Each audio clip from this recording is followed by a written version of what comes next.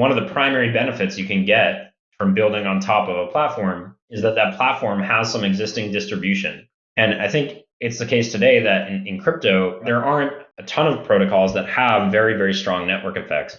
That's in part, I think, two reasons. One is you could argue, well, maybe these protocols just don't have market fit. Another reason may be that because users have control or ownership of their identity, their money, and their data, protocols are less defensible. They don't have the same network effects that platforms in Web 2 have, because those Web 2 platforms control your identity, your money, and your data. And you can't move it as easily between protocols. So it may be the case that, because users are more empowered in Web 3, protocols have fewer network effects, and therefore there's more competition, which is not necessarily a bad thing, right? More competition is better for end users. Hello, everybody, and welcome back to the Boundaryless Conversations podcast. On this podcast, we meet with pioneers, thinkers, and doers, and we talk about the future of business models, organizations, markets, and society in this rapidly changing world. Today, I'm alone, but I'm also with a fantastic guest for today. I've been looking forward to this conversation for many years, I would say. We tried to set this up. I'm more than excited to have on the podcast a legend of Web3, now a founder and general partner at Variant, which is an early stage crypto fund investing in user-owned internet startups. And Jesse was previously program director at Crypto Startup School, one of the most iconic learning and acceleration programs for startups in Crypto and Web3. And I would say also a pioneer of blockchain use cases earlier on with Mediachain Labs, later acquired by Spotify. Welcome to the podcast, Jesse Walden. Thank you so much. Yeah, I'm really glad to be here after many years trying to make it happen. First question, I think for me, is the elephant in the room, let's say. I've been thinking about this recently, especially because I was reading your colleague Li Jin's recent post where she wrote that the major problem in crypto is product market fit and not UX, which kind of resonated with me. And also recently, I was looking at Twitter and I saw that Jason Calacanis said this tweet said, basically after all this year, Web3 really didn't deliver its promise. It's just about financial money and transferring money and financial services. After all this year, why the question, why should I build on chain is still the hardest question to answer. And what's your answer at the moment? Mm-hmm. Yeah, it is, I think, right now a challenging time for anyone thinking about building in this space to answer that question. To me, the answer is very simple, though, and that I think the key idea is that crypto enables people to own a piece of the internet for the first time. It's never been possible to have digital ownership that entitles you to the same sort of rights and responsibilities as ownership in the physical world. And that changed with Bitcoin, right? Where for the first time you could own a digital asset, a financial asset, independent of any third party, just like you can in the physical world. And of course, that became more of a design space with the advent of smart contract platforms like Ethereum, which allowed developers to program these digital assets and new ownership experiences. And so to me, that is a very fundamental shift in the way that the internet works or what is possible to build, and why I think building on-chain continues to be one of the most interesting and sort of fruitful spaces to keep exploring.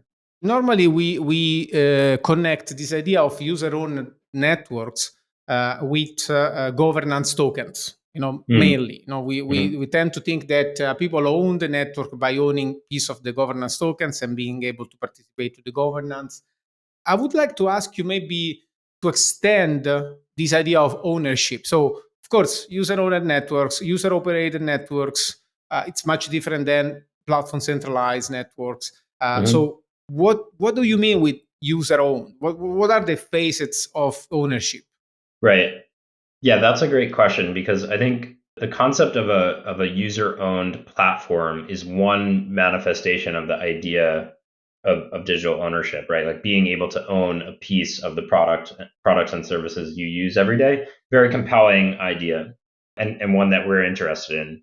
However, I think the design space of ownership is much broader. And what we look for in investments is new products, new networks where ownership is a keystone of the user experience. And that could mean platform ownership, but it could also mean owning a piece of digital media, for example, right? Like owning an image, a video, a song, owning a membership pass, owning an access pass or something like that. And all of this is newly possible, again, because of this concept of being able to own your digital stuff, own your identity, that crypto enables. And so we think that there can be many, many types of products and platforms built, some of which can be owned and operated by users, others where ownership is a keystone of the user experience. And so, coming back to your question, I think, governance and control is one type of experience that can be built into an ownership or an asset, but not the only one. And we're excited to see the full design space explored. So if I understand well, you mean sometimes you don't need to own a right to govern a particular interface or platform itself, but it's enough that somehow you own your assets or own your identity to already shift the balance of power that have been characterizing the last 20 years, where platforms were monopolies of power, right? When people couldn't really relate much with the platform owner. So that's an interesting point. So to continue like that, I would like to ask you to maybe jump into another core concept that you seem to be very interested in, and I reconnect with your recent conversation at the Summer Protocol that we shared as a guest lecturer, and you spoke about this idea of complete contracts versus incomplete contracts.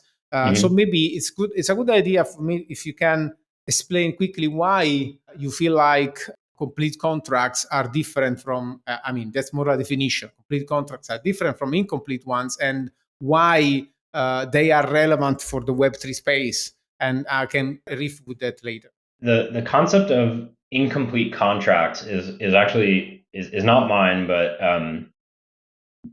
belongs to the economist Oliver Hart, who is a Nobel Prize winning economist. He wrote this great paper on incomplete contracts and control.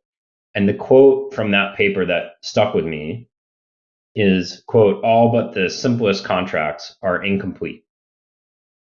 So the key idea is that in a contract, you cannot anticipate every possible outcome or set of actions that the contract is to govern, given the complexity and dynamism in the world. And so like an example I always come to is you enter into a contract with a plumber to fix your sink. And it seems to be a very simple, straightforward thing. You fix my sink, I pay you. But what happens if there's an earthquake? The contract doesn't anticipate that, probably, maybe, right? That's what's behind this idea of all but the simplest contracts are incomplete. So why is this applicable to crypto? Well, in crypto, we have this new thing called smart contracts, which essentially are just software that runs on blockchains and specifies if-then statements, much like a legal contract would. What's amazing about blockchains is they automate the running of these smart contracts such that anyone in the world can kind of trigger them to run, and they run permissionlessly. This is a very exciting and sort of profound new capabilities. You can run a piece of software without any third party in control of it. But the corollary is that piece of software, it needs to kind of specify exactly what it's going to do in as many sort of circumstances as possible. A simple example in the real world would be a vending machine, right? A vending machine has got some software running. If you put in a quarter, it gives you the M&Ms, right? There's a very simple contract, and it's kind of complete. Put in the quarter, get the M&Ms. That's a complete contract, as close to it as you can get. In the context of blockchains, I think the corollary is that smart contracts have to be fairly simple, or else they're going to be incomplete. And when a contract is incomplete, this is true both in the physical world and in blockchains, you need to rely on some outside authority to figure out what to do when the contract hasn't specified how to address a dynamic situation. Right? So this is where governance comes into play. In the case of legal contracts, when something is not specified in the contract, you fall back to the court system or the legal system where there is one. In the case of blockchains, the question is, what do you fall back to if a smart contract is not completely specified and requires some dynamic input over time? That's like the concept of incomplete contracts and why I think it's relevant to crypto. And I'll pause there. We can go in a number of directions probably. Yeah, no, but I mean, I think this is also one of the original questions that I always had about Web3. It seems to imply a certain transition of state, let's say, between the institutional economy, where you have third parties that grant that agreements are fulfilled and can intervene in case the agreements are not fulfilled, like courts, for example. And instead, a stage where people interact in and engage in agreements that somehow they accept that won't be mediated by an institutional intervention, right? We've been talking about this a lot. Software is slow, right? And essentially, to some extent, the point that I'm raising here is maybe the core question around why you should build on chain cannot be answered in the institutional world. It needs to be answered in the post-institutional world. So in a world where, to some extent, we transcend the concept of the economy, regulated economy, and economy subject to central government policy and so on. So how much do you think that the real potential of smart contracts and of these digital infrastructures that are deliberately, post-national, post-industrial to some extent, can be fulfilled in the current context? Because my question, to clarify, is it looks like if you try to stay in the traditional agreements and traditional economy and you do smart contracts, it's like you're doing things twice, because there is already a legal framework that protects you in traditional contracts. So why doing smart contracts then? It's like you're doing things twice, and instead, in a space where there is no legal framework that can ensure that the agreements go as agreed, there is where smart contract will be needed. That has been my feeling sometimes. What do you think about that? In the full span of time, blockchains will both unlock sort of new kind of economic and organizational arrangements that weren't possible before, and subsume the sort of institutional regulated economy as well. But I think the latter will happen much later on. And I think that the internet itself is a good example of why that's the case, where the internet emerged in a very bottom up way, right? People in chat rooms and forums, right? Eventually you had America Online, and it was individuals and consumer led adoption. And eventually large enterprises came online and started using the internet for things that they were doing previously. Like, for example, a good example is DocuSign, right? Like big companies use DocuSign to execute legal contracts that they would have been faxing or mailing or whatever beforehand. So all of that stuff happens. This is a technology that, like the internet, is going to underlie all of the world's economic value. But I think what's most exciting to us is the new economic value that it can create in a bottom-up way, as opposed to the institutional sort of adoption. And to bring this back to the concept of incomplete versus complete contracts, I think what's exciting to us is that it is possible right now to use smart contracts to create new networks and marketplaces that are kind of like fully specified and fully automated. And a good example of this, to make it concrete, is something like Uniswap, right? Which is a venue to trade tokens on Ethereum that has no governance whatsoever. The contract specifies exactly what is to happen when a party wants to trade token A for token B. And in this sense, it's very much like a vending machine. Coming back to the earlier example, you put one token in and you get a certain number of tokens out. So it's simple, but even in its simplicity, it's able to drive billions and billions of dollars of transaction volume, right? So this is a fundamentally new type of marketplace that was not possible before smart contract blockchains, in that this marketplace can operate in a totally autonomous way without any third party control. And that's because blockchains enable these kind of complete contracts to run permissionlessly. That's an example of a new thing, new market, new network that is it expands the pie of what's possible, and we like to invest in those things. However, as mentioned, I would expect that over time there's going to be a broader spectrum of things that happen on chain, including traditional company formation, right? That can be sort of marginally improved by the transparency and sort of automation that smart contracts bring. So that's more like the DocuSign example, right? Where you're automating certain processes and flows using the technology. So we're interested in the full spectrum, but especially interested in the complete contracts, because that's the net new thing that we think is the bottom-up innovation today. This interest for complete contracts is more like an interest for simple things, like simple, super scalable things, like there is this definition of hyperstructures that has been thrown around a lot recently. But I still have some questions. For example, why you couldn't achieve something like Uniswap in traditional software? Probably traditional software is faster than smart contracts. It's it's cheaper than smart contracts.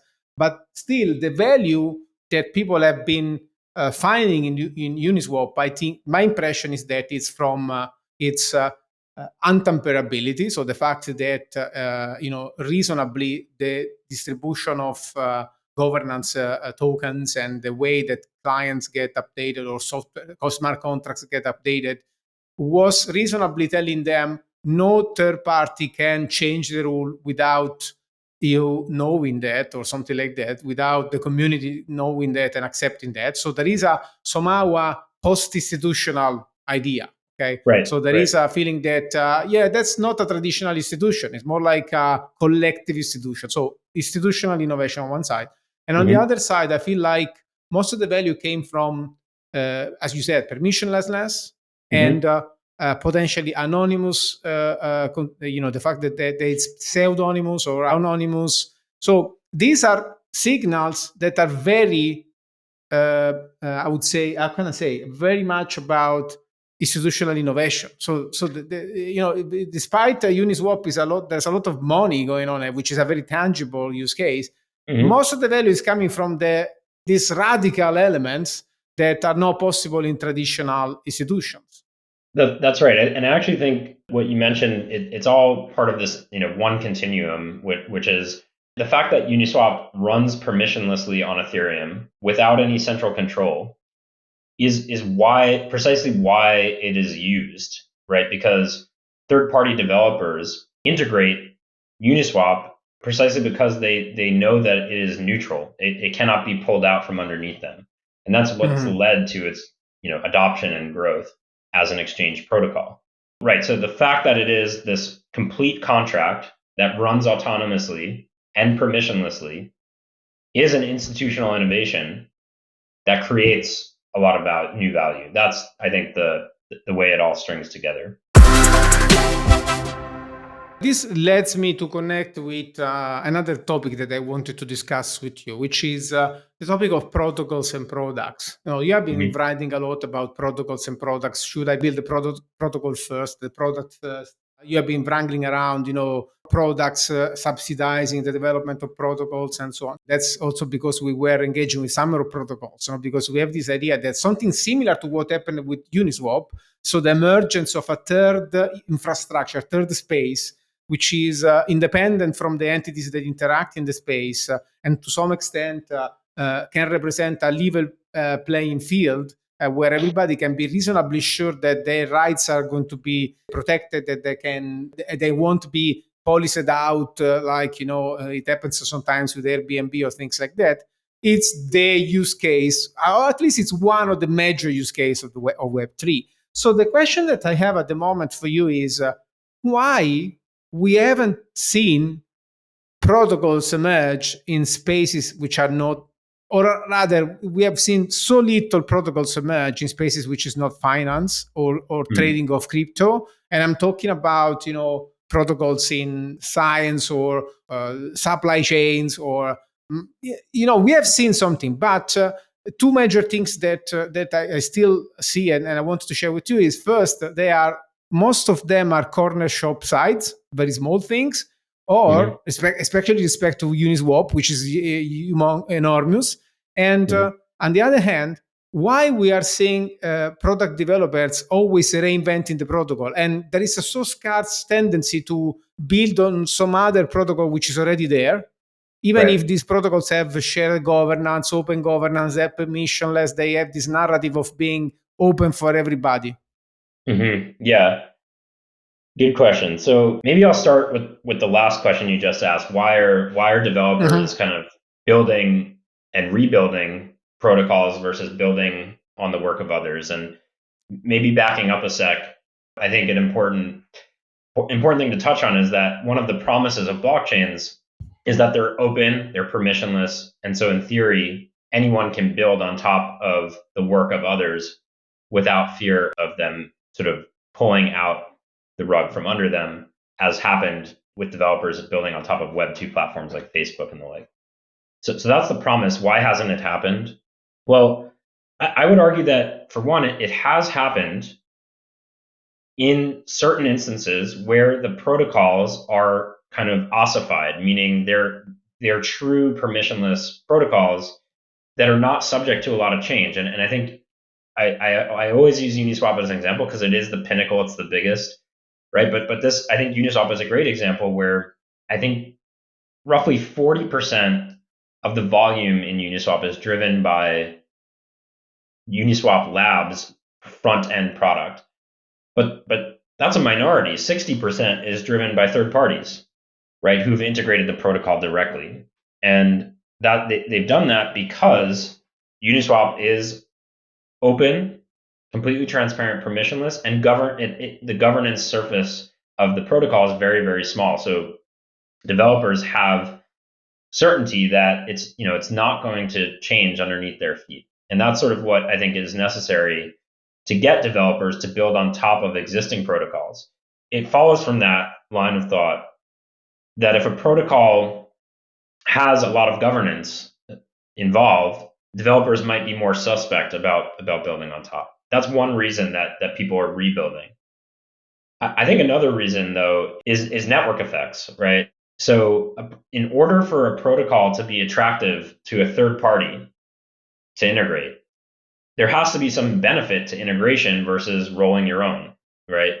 And so one of the primary benefits you can get from building on top of a platform is that platform has some existing distribution, right? It has some user base or some quality to the platform that gives you a competitive advantage to build there versus rolling your own. And I think it's the case today that in crypto, there aren't a ton of protocols that have very, very strong network effects. And that's in part, I think, two reasons. One is you could argue, well, maybe these protocols just don't have market fit, right? There's no protocol market fit. They haven't solved a problem. That's one reason. Another reason may be that because users have control or ownership of their identity, their money, and their data, protocols are less defensible. They don't have the same network effects that platforms in Web 2 have, because those Web 2 platforms control your identity, your money, and your data. And you can't move it as easily between protocols. So it may be the case that, because users are more empowered in Web 3, protocols have fewer network effects, and therefore there's more competition, which is not necessarily a bad thing, right? More competition is better for end users. So yeah, I'll pause there. I think that's a few reasons why people are rebuilding. Very, very interesting. Let me just underline a few things. So you said there has been convergence on protocols when these protocols are ossified, slow. They tend to not to innovate too much. Okay, which is very much resonating indeed with the thesis on hyperstructure, right? So Yes. very slow to evolve. And especially when I read about hyperstructures, I said, why no DAO? Why no institution behind these things? And now I kind of feel like that's because they don't evolve. So they don't really need any institutional element, because it's like, you build railroads, they just need maintenance. They don't evolve that much. So that's an interesting point. And then on the other side, when you said sometimes people don't see the benefit of using an existing protocol because there are no network effects. And of course, just to clarify to our users, it's very interesting when you join a protocol. If you find a lot of people there, lot of entities there, you can enjoy network effects, get demand, get suppliers, and so on. You said why we don't have network effects, because either there's no product market fit, which would be a good answer, or because they are less defensible, so there is less possibility to build network effects. And this is kind of a circular thing. Basically, the question that raised it for me, and I'm getting back to you, is, so we're never going to build large things which are not super simple on Web3. So the question for you is, since you also wrote about AI a lot in the last few weeks, kind of tells me that Web3 is going to be much more modular and much more diverse than Web2. So AI can help, maybe, right? I'm glad you brought up the word modular, because that's what I was going to say in response to the provocation that Web3 is not going to build big things. I would actually push back on that and say I think Web3 can build networks that are, on the one hand, much bigger and more valuable than Web2 networks, because they're permissionless and they're autonomous, and therefore third parties want to integrate and build on top. Again, Uniswap being the sort of like pinnacle example of this.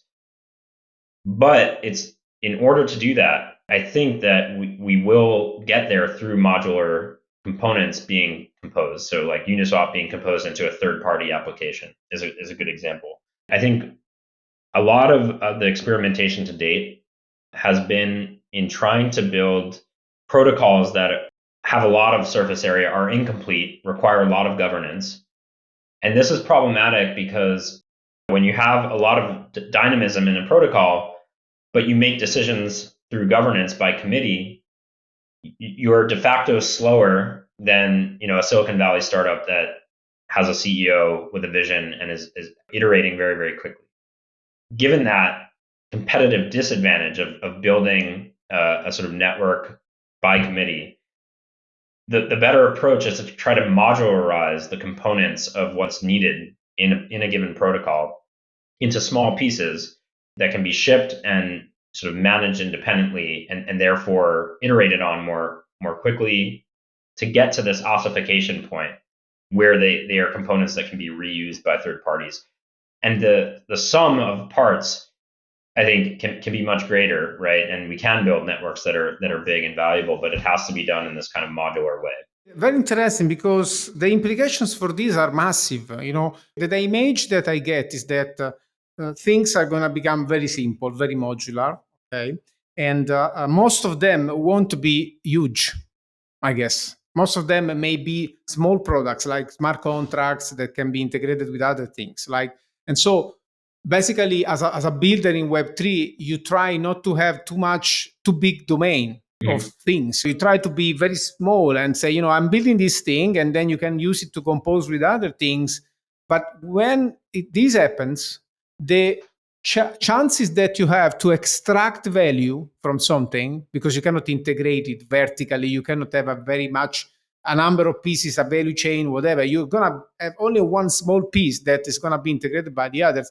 This caters much more for the economics of open source than the economics of Web 2, right? So this is very challenging also for investors like you. Another question that I always have: what is the thesis of an investor in Web3, where you cannot extract money from as you would from equity, because there is this security issue, and sometimes companies are very, very skeptical of building or having tokens that generate returns, right? Because they are skeptical of being considered securities and so on. So that's one thing. Then also you have to build modular things, because building large protocols, scarcely affordable. You're never gonna make it. So what is the real thesis of capital in Web3? Because it seems like it's a space that is very much about efficiency, simplicity, modularity, openness. So how do you extract returns from Web3? Yeah. So let me answer this maybe by starting in a roundabout way. So I think if you look at the internet itself, it is a stack of modular protocols that do very specific things. Starting at the bottom, you have IP protocol, which is specifies how data is to be packaged up and moved across the wire, right, through packets. And then on top of the IP protocol, you have other protocols like SSL, which bring privacy to the packets, which is necessary for like e-commerce and just general privacy. You have protocols for email, HTTP, SMTP, right? So the internet itself evolved in a very similar way, where you have these modular components, the sum of which enables a very rich design space that brought us everything that we know today in terms of in Web 2, right? They all rely on these underlying protocols.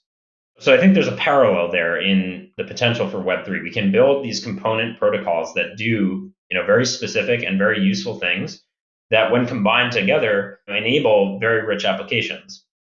The difference between these early internet protocols and Web3 protocols is that Web3 protocols are stateful, which is this is a technical term, right? Mm-hmm. But what it means is that the protocols themselves, they hold the state or the data of their users, whereas early web protocols do not. They left the maintenance of state to companies who had the incentives to maintain the data. And that's why Facebook, for example, owns all our data today. They maintain the state at the end of the transmission from my computer to their server.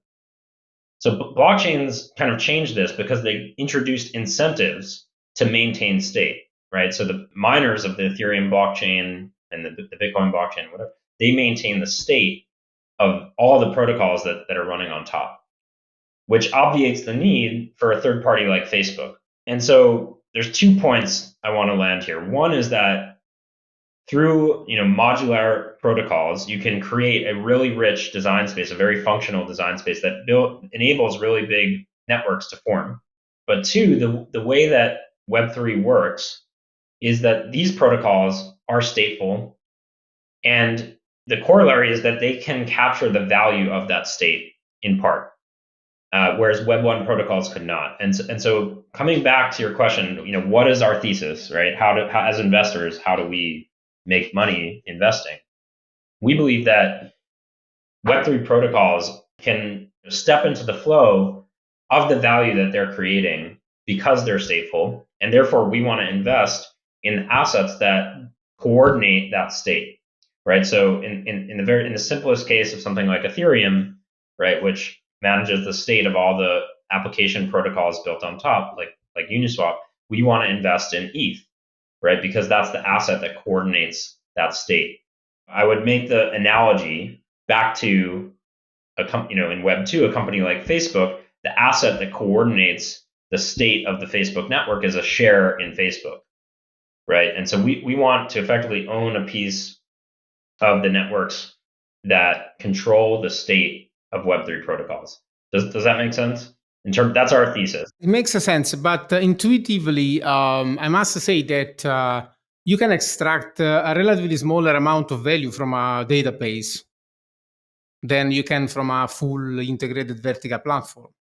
Because what I'm thinking here is that if we buy the fact that diversity is going to be much broader, right? There's going to be much, maybe on the same protocol, you can have 1,000 different experiences that cater to 1,000 different niches instead of one experience like in Facebook, which makes it valuable, let's say, right? So, even if you have stateful representation, for example, and you own a piece of that, you're not going to have network effects in the verticals, right? Because verticals is going to be niche, much more modular, much more composable, and so on. So the factors that have determined the possibility to extract so much value that we have seen in the last 20 years for Web 2 are simply not there. I mean, I agree with you that it's very important to have a common stateful representation of a level playing field. But I feel like this is going to be a commodity over long term, and so you cannot extract much value from it. I think so. I would agree that you can extract less value, but I would push back and say that while you can extract less, the pie is going to be much bigger because you have this large ecosystem of third parties integrating these modular components. And so the sum of all of the parties building on top is greater than any individual one, right? And so you can extract less value at the protocol layer, but the total value flowing through is much greater. And therefore, you can still have great investment outcomes. Another way of talking about it is that I think protocols have to be minimally extractive. They will only extract the value that they are able to create for the applications that are integrating on top. If you try to extract more than that, the applications will leave. And we talked earlier about how there's much more competition here in Web3 because these protocols are open and users control their identity, their money, their data, so they can move more fluidly between them. So that's another forcing function for protocols to remain minimally extractive. Yes. That said, they are still creating value, and to the extent that they're only seeking to, extract the value that they create, they can be in the flow of it. And the assumption is that the sum of all the integrations on top will result in the protocols having a lot of volume through scale, or a lot of value through scale, even if lower margin. If we agree that, by the way, there's going to really generate value, you need a lot of convergence, right? So you need to have large, simple things, basically. You can extract money, value from the large, simple things, and not from the countless modular things that can build on top. Right. So my impression is that there's going to be less large, simple things. So, for example, when we say, let's say not Uniswap, let's say supply chain coordination. Okay, how many blockchain supply chain protocols are going to be there? Maybe one or two, because it simply doesn't make sense to have more than that, right? So this is affordance for digital public infrastructure. Okay, so it's an affordance for building for the commons, essentially, right? Which is another thing that makes me think that it's going to be hard to extract value, because commons are good for essentially give value, right? Produce value for people, but rather not good for extracting value. And again, when I was thinking about the internet and the example you made, I was thinking about Mariana Mazzucato's work, and the way that she said, the state has innovated with the internet, and then the value has been captured by the private institutions. So what's your point of view in terms of how this transition from vertical integration and extraction moving into these horizontal large layers that support diversity on top and this kind of affordance for public commons and digital institutions, how it's going to change the whole theory around capital for Web3 age and post-institutional age? So what is your perception? Is capitalism really being challenged to some extent from these new affordances that we have to build these multi-sided, multipolar layers? What's your feeling? It's a fascinating topic, and I think what we're seeing is the sort of merging of capitalist incentives, right? Market incentives, right? Which is, we're a venture capital firm. We're capitalists, right? We're investing for a return, and we're doing that by investing in these networks that we hope will become incredibly neutral infrastructure that lots of people want to build on top of. And again, that is minimally extractive, right? And so you use the term public good. I think maybe a better term is club good, which is a good that people pay for, like a toll road. You still pay to use it, right? The toll is there to fund the ongoing operation and maintenance, right? And the toll has to be set appropriately to do that, so you can cover the cost, right? But not be overly extractive, in the way like a for-profit company would be. Setting that toll correctly is where you find a sweet spot between public benefit and value creation, and the value capture to be able to maintain the service. I think that's maybe more apt of analogy for what we're describing, where you can still have an investment that makes sense there, right? And an opportunity for to invest early on and capture some of the growth in this thing over time, but have that thing sort of run at cost, at scale. That's sort of the end goal. We think that there's still great investment returns to be had there, because these networks can grow, quite large and end up capturing a sliver of the value that they create. So it is, I think, a merger of capitalist incentives with ideas from the public sector. Maybe it's more that since we are at the start of this transition, no, because we don't have many protocols. Now you still can have a good investment thesis, right? Because there is a lot to build. But maybe in 10 years from now, it's going to be much more difficult to make money out of these infrastructures, right? I would agree. And I think that, the same is true of Web 2, right? Where, the first 20 years of Web 2, say from, year 2000 to present, there was a ton of investment and kind of like, there's like a handful of major successes that came out of that and lots more that failed, right? And I think we're sort of at a similar point where we're at the emergence of this new way of building internet protocols.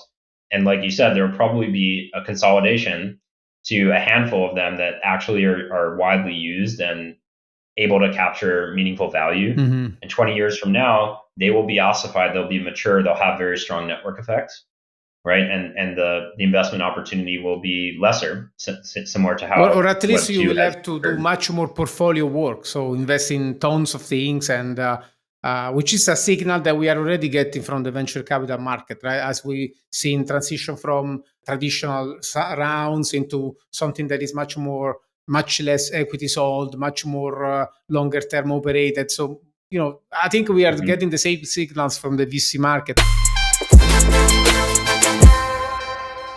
This evolution towards composability and modularity on the market is clear. Okay, we are seeing a lot more modular pieces, more smaller projects, more portfolio approaches, and you are also excited about AI, and especially about the perspective of having AI based on zero knowledge systems, and that doesn't exploit the data for training, but rather, again, gives ownership back of the models to the people. So, what is your thesis about the role of AI in composing products and creating experiences? How is it going to change the landscape in this, given these things that we discussed? Yeah, so a theme we've been talking about throughout today has been automation, right? Smart contracts are an automation innovation, right? Like you can now automate the execution of software without any third party running it. AI is obviously also kind of an innovation in automation. So I think there's a very interesting overlap between the two. Smart contracts enable you, to specify how a program should run, but as we've talked about, contract is all but the simplest contracts are incomplete. I view AI as a way to extend the completeness of what a contract can do, right? So you can specify in a model, an AI model, how to act, right, or what problem to solve. And so maybe this introduces sort of a new space where, legal contracts fall back to the legal system, and smart contracts fall back to token holder governance. A third option in the future, and this I appreciate is kind of potentially a little bit scary, but a third option may be to fall back to, an AI agent to make some of the decisions that humans would otherwise have to make. So if you have an AI that's capable of making those decisions and trusted to do so, maybe because you can verify the way in which it works, then you can, I think, build contracts that are far more expressive and complex, because the sort of subjective decision making that humans would otherwise need to do through the legal system or through a governance system can be done very quickly by a machine. In short, I think that AI and smart contracts together broaden the design space of the types of protocols or applications that can be built because they both are automation innovations. We are seeing that, by the way, because I think it's fascinating to think that you can make a smart contract and at the same time saying an AI, when the smart contract doesn't cover the use case, respond through these 5 first principles, like, something like that.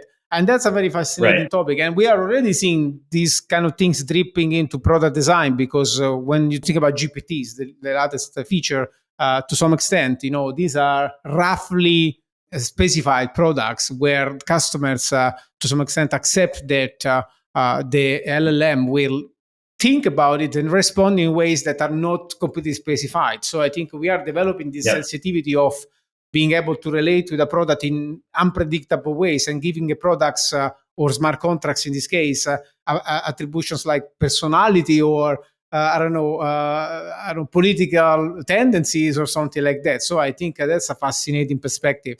So before we move into the closing, I would like to ask you, we normally often share breadcrumbs with our listeners, and especially I would like to nudge you into beyond the breadcrumbs. If you want to point out from your observation point, what are the new things in this space that people should be really thinking about? I think a big one, and this is sort of riffing off of the last topic on AI. One big theme for us is that if you look at sort of the evolution of computing, there's a pattern where new computing innovations tend to emerge in couplets and sometimes in triplets. Mm-hmm. So, for example, the PC, right? Everyone getting a PC at home, and the internet itself kind of happened right around the same time, right? The internet was first, coming online really in the like 80s, 90s, and people were getting really powerful personal computers around the same time. Then you had the advent of mobile, right? And the cloud, right? So cloud computing and mobile computing kind of happened, and they synergistically reinforced one another because mobile phones were, not powerful computers, and cloud computers were very powerful. And so together they pushed each other forward. And today, I think we're seeing kind of an emerging couplet and potentially triplet with blockchain computing, smart contract platforms like Ethereum and the like, and zero knowledge cryptography or zero knowledge computing, which is a way is a technology that enables computation to be verified using mathematics, just like blockchains enable computation to be verified, by a network of very secure machines all over the world. And then there's AI, which is this kind of third leg of computing innovation, where AI mostly functions in a black box. We have no idea how to verify what the AI models are doing, right? We don't really understand them. I think that there's kind of going to be an interesting convergence of these three things, where the verification that blockchains and zero knowledge computing bring applied to AI result in really powerful new applications. And we made an investment recently in a company called Modularity Labs, which is trying to do exactly this. They're trying to apply zero knowledge cryptography to AI models to be able to prove what they're doing such that they can be used by protocols and smart contracts to extend their capabilities. So that's a very high level, kind of framing of something I think is really exciting and where we expect there's going to be a lot of new startups building. Right. Totally agree. Do you want to just add a bit to the list for the listeners to, if they have an idea or a startup they're working on, if they want to reach out, what you are focusing on with the fund at the moment? Yeah, I would say we're very full stack, and so our scope, what we're interested in, is anyone who's building a startup in the crypto space or using the technology to build infrastructure or applications to reach billions of end users. That's the scope. It's pretty broad. You can reach out to me on Twitter, on our website, Variant.fund, and yeah, we'd love to talk with anyone building in the space. Jesse, thank you so much. It was a fantastic conversation. I think we touched all the big points that I had in my mind since a few months. It was a pleasure to have you. Really thankful. So I hope you also enjoyed the conversation. I did. Yeah, it was great. Great questions. Thank you. Thank you so much. And I hope our listeners leave the conversation today with a clearer idea of the potential of these technologies and really understand why we're talking about a kind of a state shift in thinking about the internet and how we build stuff. Of course, keep an eye on our blog. You will find all the transcripts from conversation with Jesse, all the references of the things we spoke about. And until we speak again, remember to think boundaryless.